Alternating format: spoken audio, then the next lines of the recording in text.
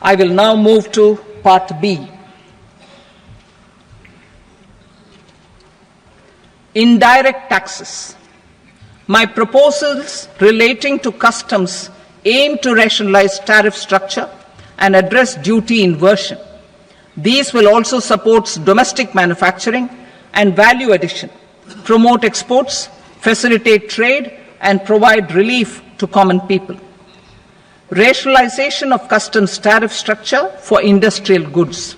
As a part of comprehensive review of customs rate structure announced in July 2024 budget, I propose to 1.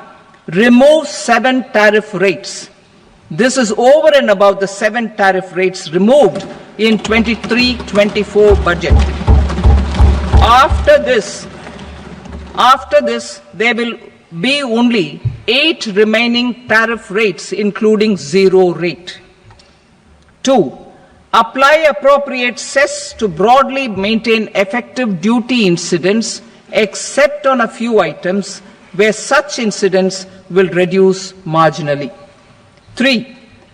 Levy not more than 1 cess or surcharge. Therefore, I propose to exempt social welfare surcharge on 82 tariff lines that are subject to a cess. I shall now take up sector-specific proposals. To provide relief to patients, particularly those suffering from cancer, rare diseases, and other severe chronic diseases, I propose to add 36 life-saving drugs and medicines to the list of medicines fully exempted from basic custom duty.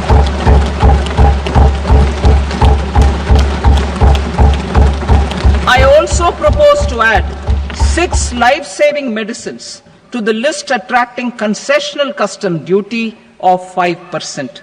Full exemption and concessional duty will also respectively apply on the bulk drugs for manufacture of the above.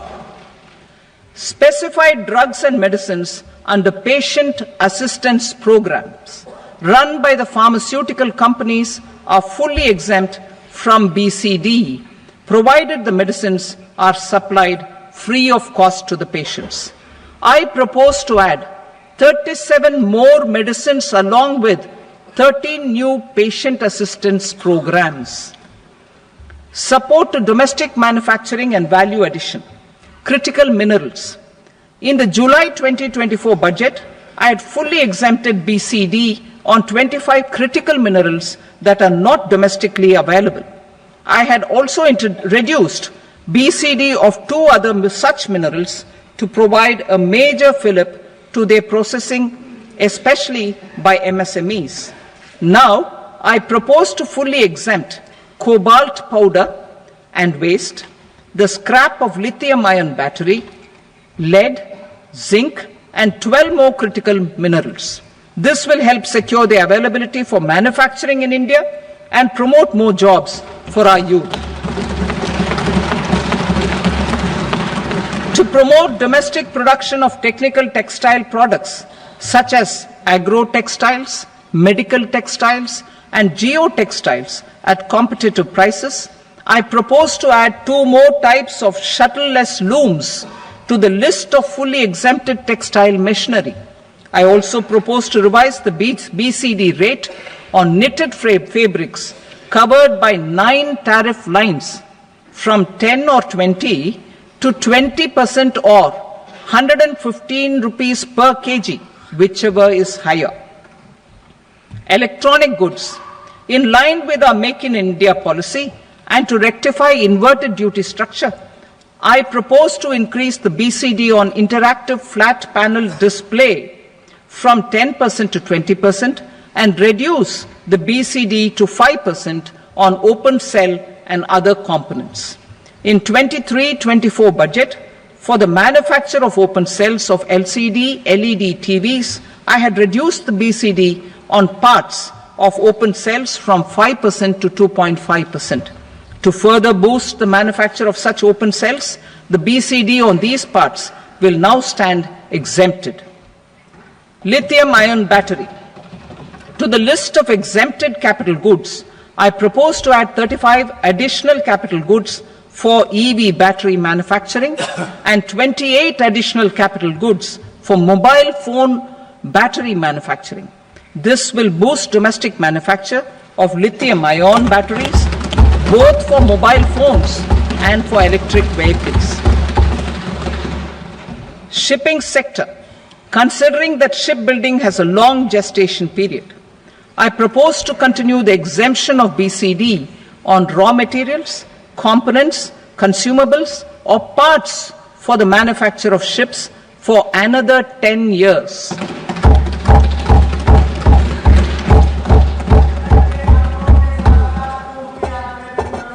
I also propose the same dispensation for shipbreaking to make it more competitive.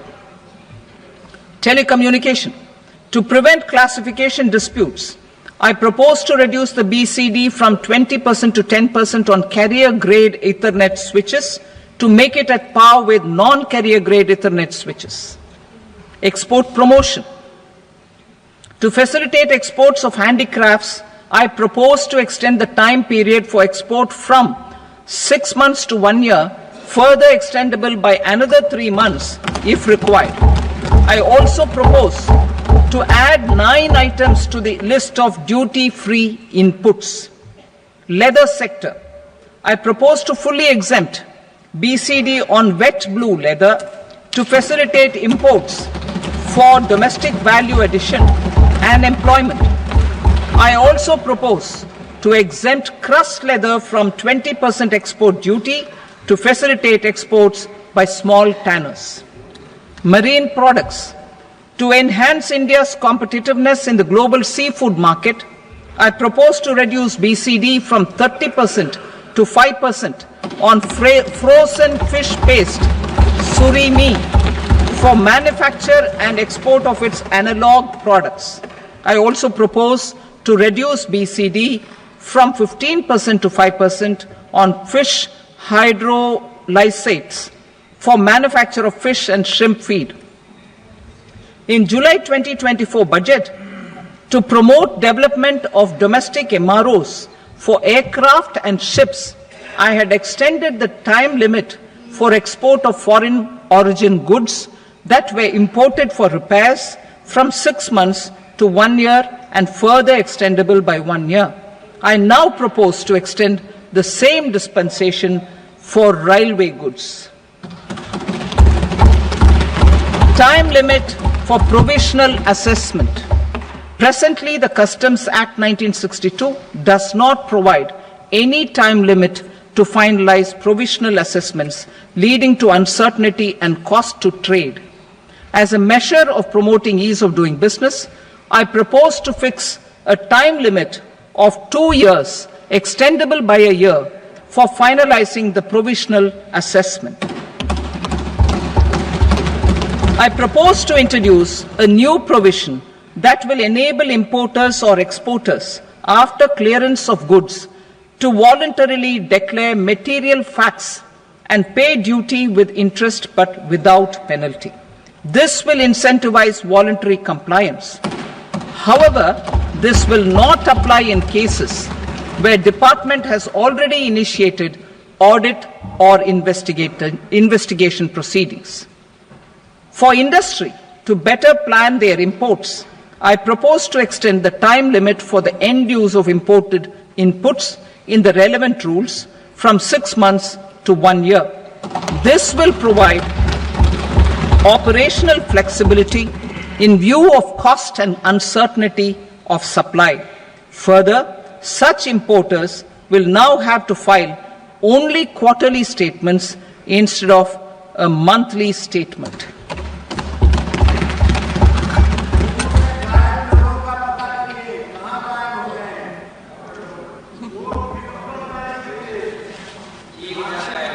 I now come to my direct tax proposals.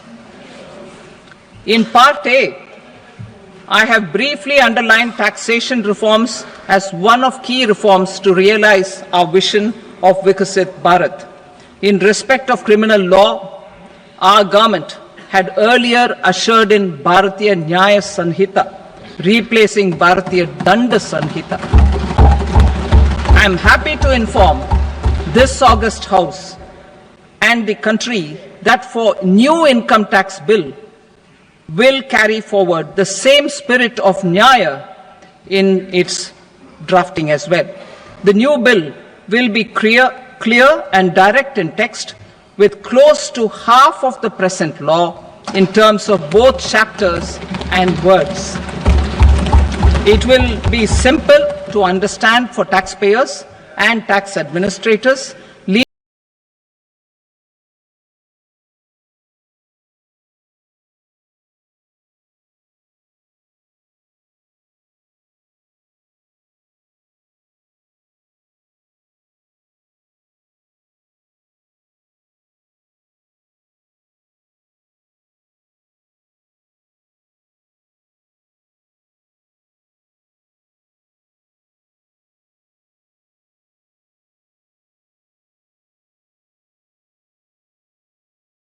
Citizens live expecting good governance. Our government is committed to keeping an ear to the ground and a finger on the pulse and responding while balancing our national building efforts.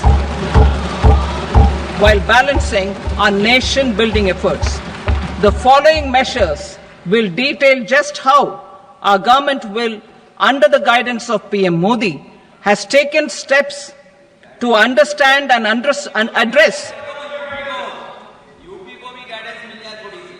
I repeat that sentence, sir. The following measures will detail just how our government, under the guidance of PM Modi, has taken steps to understand and address the needs voiced by our citizens. My tax proposals are guided by this spirit. The objectives of my proposals are as follows. Personal income tax reforms with special focus on middle class. Rationalization of TDS and TCS for easing difficulties. Encouraging voluntary compliance. Reducing compliance burden. Ease of doing business. Employment and investment. I will come to my proposal on personal income tax towards the end. TDS and TCS. Rationalization for easing difficulties. I propose to rationalize tax deduction at source, TDS, by reducing the number of rates and thresholds above which TDS is deducted. Further, threshold amounts for tax deduction will be increased for better clarity and uniformity. The limit for tax deduction on interest for senior citizens is being doubled from the present 50,000 rupees to 1 lakh rupees. Similarly, the annual limit of 2.40 lakh rupees for TDS on rent is being increased to 6 lakh rupees. This will reduce the number of transactions liable to TDS, thus benefiting small taxpayers receiving small payments. The threshold to collect tax at source, the TCS, on remittances under RBI's liberalized remittance scheme, the LRS, is proposed to be increased from 7 lakh to 10 lakhs. I also propose to remove TCS on remittances for education purposes, where such remittances is out of a loan taken from a specified financial institution. Both TDS and TCS are being applied on any transaction related to sale of goods. To prevent such compliance difficulties, I propose to omit the TCS. I also propose that the provisions of the higher TDS deduction will now apply only in non-PAN cases. In July 2024, the delay for payment of TDS up to the due date of filing statement was decriminalized. I propose to provide the same relaxation to TCS provisions as well. The government under the leadership of Prime Minister Modi believes in Sabka Saath, Sabka Vikas, Sabka Vishwas and Sabka Prayas. In line with this, we brought in updated return facility in 2022 for voluntary compliance by taxpayers who had omitted to report their correct income. Our trust in taxpayers was proved right. Nearly 90 lakh taxpayers voluntarily updated their incomes by paying additional tax. Taking this trust further, I now propose to extend the time limit to file updated returns for any assessment year from the current limit of 2 years to 4 years. I propose to reduce the compliance burden for small charitable trusts and institutions by increasing their period of registration from 5 years to 10 years. It is also proposed that disproportionate consequences do not arise for minor defaults such as incomplete applications filed by charitable entities.